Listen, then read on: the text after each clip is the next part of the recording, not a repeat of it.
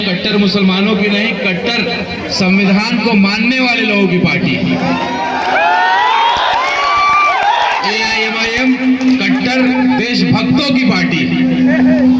और ये आपका हिंदू भाई और जो सनातन धर्म हमें सिखाता है कि हम हर हर महादेव के साथ, एक बार आप सब मेरे साथ नारा भी लगाएंगे, हम लोग अपने धर्म के साथ, हर हर महादेव के साथ, आई लव मोहम्मद, एक बार ये नारा हम लोग फिर से लगाएंगे।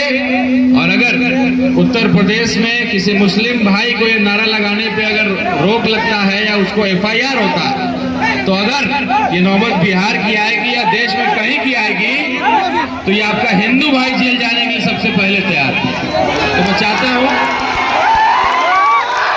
एक बार नारा हम लोग एक बार फिर से बुलंद करें, आई लव। लोगों को बताइएगा कि एक हिंदू भाई ने इस नारा को लगाया है। अगर FIR करवाना है तो करवाइए, मुसलमान भाई से पहले उनका हिंदू भाई खड़ा रहेगा।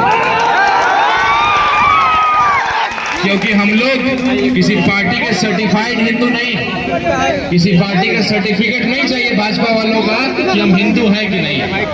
हम सच्चे सनातनी है, सच्चे हिंदू है। हिंदू धर्म ने हमेशा से सिखाया है कि हर धर्म का सम्मान करना चाहिए, और वही हम लोग करते हैं। और कोई ऐसी पार्टी क्या आपने किसी हिंदू भाई को इतना सम्मान दे सकती है कि 6 महीना पहले अपने भाई को, अपने हिंदू भाई को ढाका के सरजमी पे हमारे शेर, हमारे देश के शेर बैरिस्टर असदुद्दीन ओवैसी साहब ने तिरंगा साफा बांध करके अपने भाई को उम्मीदवार घोषित कर दिया। 6 महीना पहले एक हिंदू भाई को उम्मीदवार घोषित कर दिया। इससे बड़ा सम्मान कोई क्या देगा। तो मैं अपने हिंदू भाइयों को भी आह्वान करना चाहता हूं, जितने भी लोग यहाँ उपस्थित होंगे, आपके मोबाइल से रिकॉर्डिंग हो रहा होगा, मैसेज उन तक पहुंचेगा कि आइए, ये पार्टी जो सम्मान आपको देगी ये कहीं और सम्मान नहीं मिलेगा। मैं सीमांचल की धरती को सबसे पहले प्रणाम करता हूं, शुक्रिया अदा करता हूं कि पहली बार आपने AIMIM जैसी पार्टी, संविधान को मानने और समझने वाली पार्टी को आपने 5 सीट जिता करके दिया। आपने AIMIM की ताकत को दिखाया पूरे बिहार को, पूरे देश को। सीमांचल के लोगों को मैं प्रणाम करता हूं और वादा करता हूं कि 5 सीट आपने दिया था, जो पौधा आपने लगाया था बड़ा पेड़ बनने जा रहा है। केवल सीमांचल से 20 और पूरे बिहार से 5 और विधायक कम से कम जीतेंगे, और इंशाअल्लाह 25 विधायक जीत करके आएंगे। और हम तय करेंगे कि बिहार में सरकार किसकी बनेगी। MIM तय करेगी कि बिहार में सरकार किसकी बनेगी। अभी मैं मुंबई गया था,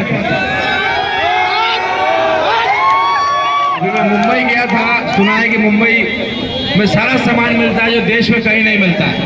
तो हम मुंबई गए थे,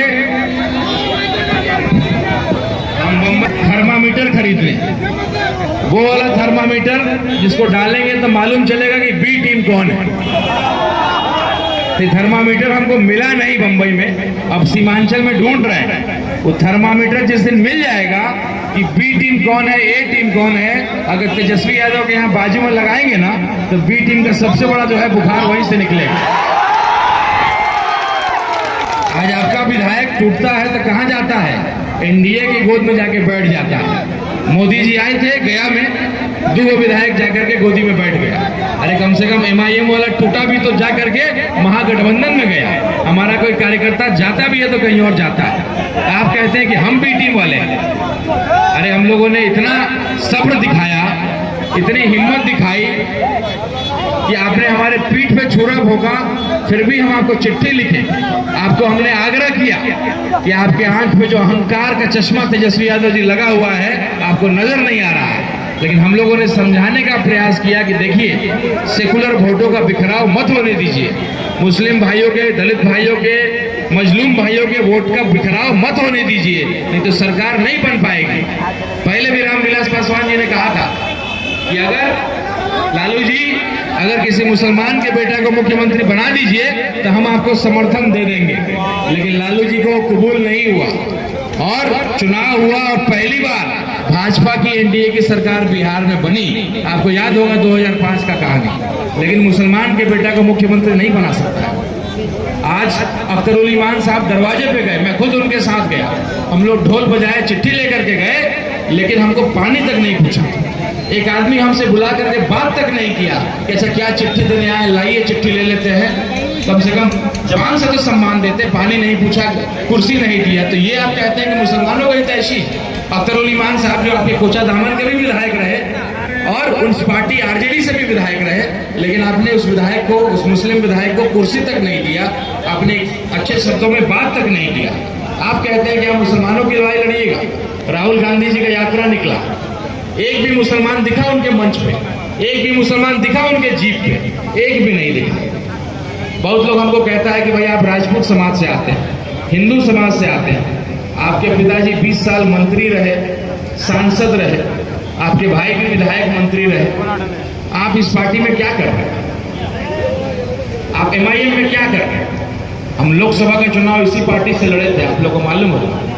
लोग कहा कि अच्छा आए हैं नेताजी, चुनाव हारेंगे या जीतेंगे पार्टी को छोड़ देंगे, लेकिन हम लोग उसी ईमानदारी निष्ठा से काम करते रहे, जिसका रिजल्ट ये मिला कि हमारे बैरिस्टर साहब, हमारे प्रदेश अध्यक्ष अख्तरुल ईमान साहब